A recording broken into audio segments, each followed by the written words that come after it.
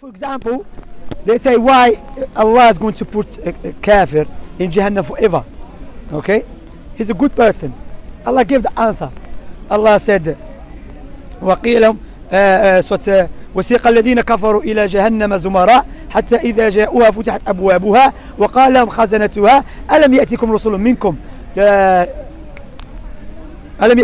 منكم يتلون عليكم آيات ربكم وينذرونكم لقاء يومكم هذا قالوا بلى ولكن حقت كلمة العذاب على الكافرين قيل ادخلوا أبواب جهنم خالدين فيها. This is shahid now. This is a point of evidence. فبئس مثوى المتكبرين. What an evil place for the arrogant ones. So this guy, you say is good. He's arrogant in his heart deeply. Why is arrogant? How Allah showered him with his blessings and his mercy, and doesn't want to show gratitude to Allah because he's arrogant. So don't blame Allah. Jannah for humble people, not for the arrogant ones. Allah gave you the answer. And now what we're doing, because we have this mentality, instead of telling off, rebuking the criminal, we rebuke the victim. Yeah, we have this mentality. Now, of course, Allah's not the victim, but now, instead of telling the kafir, look, the proof is clear to you. So why you want to go Jahannam? He wants to go. What is your problem? You know, you care about him. Yes, we care about them, no doubt. We strive to help them. But ya akhi, if you choose, akhi, I'm not going to force him. Don't blame no one. ولكن Allah said, they will say, ولكن حقت كلمة العذاب على الكافرين. Which kafirin here? Not those who are sincere seeking the truth. The stubborn ones. The ones they know the truth. They see the universal proofs. Everything in front of them. Smashing their faces. This universal proofs. Legislative proofs. Say no. I'm too busy. I don't want to worship Allah.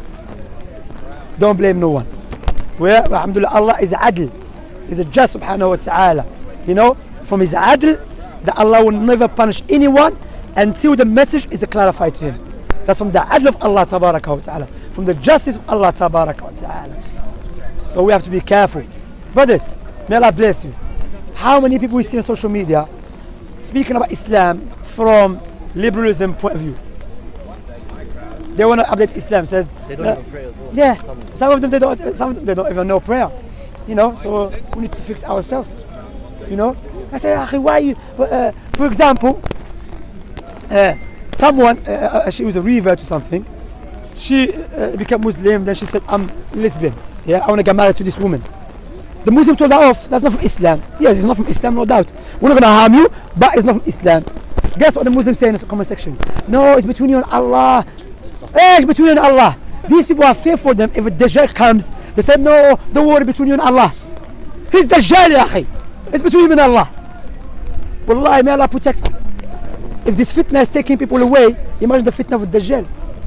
That's why all of us, including myself, we have to make sincere dua to Allah, save us from the fitna. And that's what Nabi ﷺ said. He said, تُعْرَضُ الْفِتَنُ عَلَى قَلْبِ الْمُؤْمِنِ عُودًا عُودًا. That the fitan will attack the believer's heart, one after one. And what is the advice Prophet ﷺ said?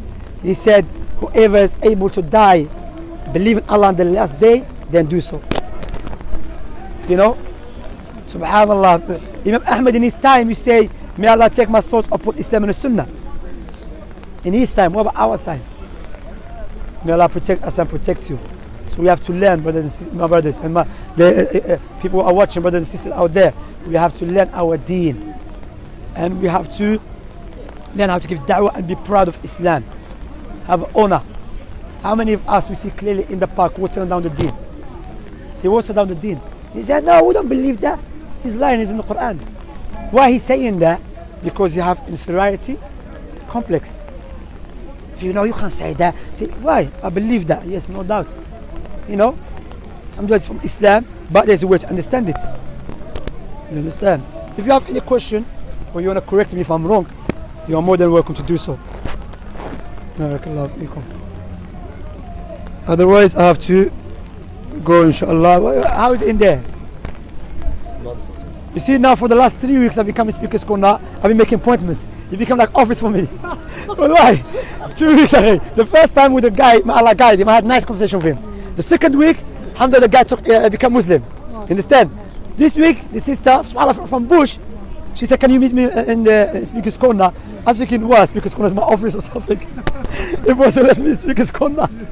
After I was office here, maybe shows his office. Allah al-Musta'an. But alhamdulillah, you know, when you have nice discussions with people and you go back home, nice. But if you speak to Hatun and Bob, you're gonna go to Tesco and you buy 10 paracetamols and 20 coffee. You understand? Well, because waste of time. They're not there to learn. They're not there. How you man can speak to us? That's what you believe. You believe your God became a baby. Someone changes nappy. Before we speak about anything in Islam or anything in Christianity, let us deal with this issue. If you accept this issue, logically you're not there. Mentally you're not there. You're not there. That the Most High, by definition, who is perfect all the times, by definition, who is not in need of anyone all the times, by definition, everything's in need of him all the times. He became a baby at the same time, and someone changed his nappy. If you believe that, then that you are a person, you can believe anything about God. If someone comes along and said God became a rat and he was God at the same time, you cannot refute him, because you believe it's possible, which is this called universal knowledge. Universal knowledge, Christianity go and gets universal knowledge. Knowledge of necessities, which is it's possible to be perfect and imperfect in everything at the same time. It's illogical. That's a paradox. It's irrational, you know. It is illogical for something to come into existence without nothing bringing it into existence. This is called universal knowledge. As Ibn Taymiyyah said, if you hit a baby, even the baby is 2 years old, the baby starts looking around who hit him, because he knows for every effect there is someone caused it. The baby knows that two things that contradict each other from every angle doesn't exist same time. If you take the baby's doll and you put it in one corner, you hide it, and he start looking for, if he finds it, he will not start looking for the same doll in a different place, because he knows. And who gave us that universal knowledge? The Most High. So Allah gave us a universal knowledge. So that universal knowledge that Allah has given us, which religion goes in line with that? Islam. Not Christianity, not Judaism. Leave Hinduism and Sikhism and Buddhism alone. But because it's a philosophical idea, it's not a religion. It's not from the Most High, you know. So that's why my advice: if you speak to a Christian, then lay down this foundation. Say, look, do you accept this universal knowledge, which we call them in Arabic al-mabadi al-fitriyah or al-mabadi al-daruriyah? Universal knowledge, or the fitri thing is a fitri. Like a child, he knows that if some justice is something which is good.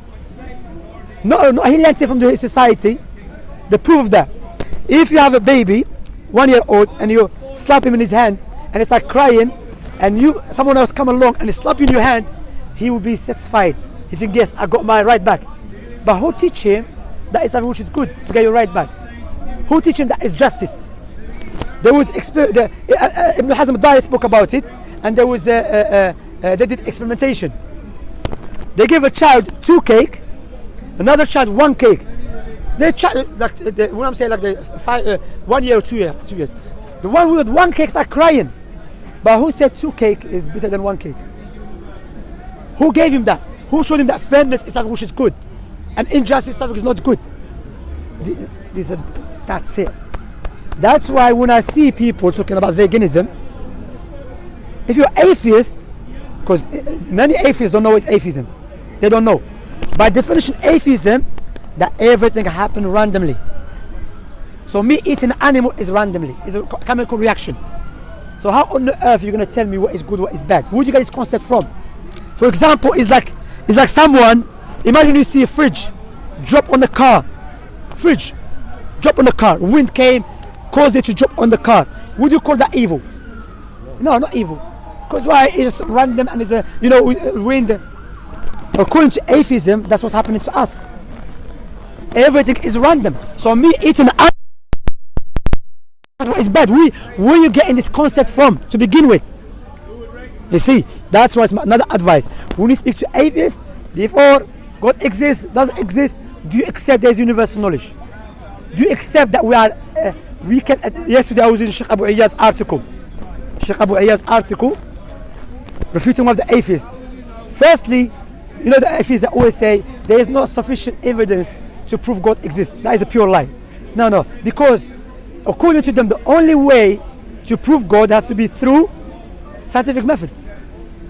You see, that's the only way. So if you bring in other logical proofs, they're not going to accept it. And some of them, they don't want to believe in God. Some of them are honest. Like one of them, he said, he was asked, he's a well-known scientist, if you walk in nighttime and the stars start writing, Peter, believe in me, I'm God, would you believe? He said, no, I think it's magic. Well, that's why I said, I'm going to do a video about it, bringing the clip and speaking about it, what Allah said about this type of people. Allah told us about them. So some people, they're honest, said, I'm going to believe.